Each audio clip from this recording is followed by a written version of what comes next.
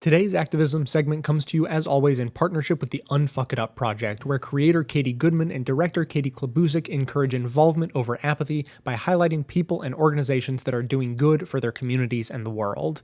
Today's campaign, Freedom to Marry. The Supreme Court's decision to overturn the Defense of Marriage Act was a huge civil rights victory and cause for celebration across the country. DOMA impacted even those same-sex couples who reside in states that recognize their marriages. Effective immediately, federal benefits and protections previously withheld have been made available. But now that we've savored the win, we must recognize the fight isn't over. While the relief felt by those now able to secure green cards for their partners and jointly file federal tax returns is real and substantial, many benefits and rights are still out of reach.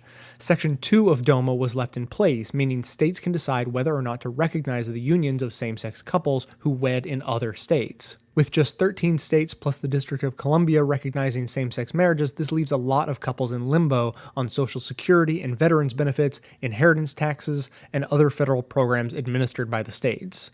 Freedom to Marry is a national organization on the ground in every state. Their Roadmap to Victory campaign was launched in 2003 and has no plans to let up until every state and territory in the U.S. recognizes same-sex unions.